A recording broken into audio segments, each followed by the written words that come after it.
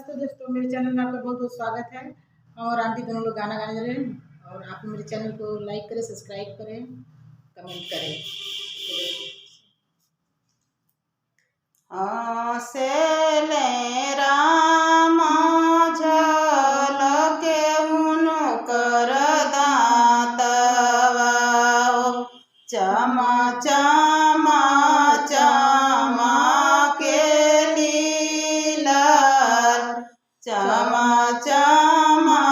चमा के लीला एतना सुरती तुहरे बाणे राज रामचंद्र कवने विधि रहेले कुंवर कवने विधि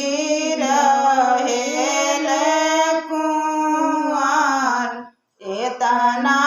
वचन जब सुने राजा दशरथ धरती गिरेले मुरुझाय धरती गिरेले मुरुझाय देहु ना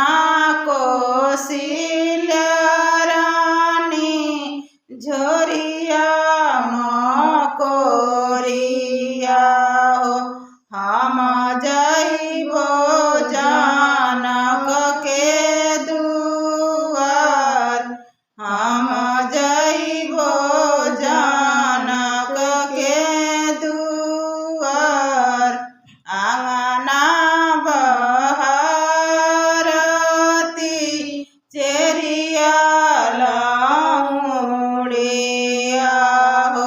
दुअरे राजा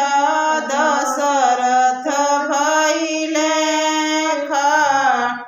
दुअर राजा दशरथ भइले खान घर में से निकलेले राजा जनक जी कहीं दशरथ कुशला कहीं दशरथ कुशला रौरिया घरे जानकी ब्याहन जोग्य भैली हमारी घरे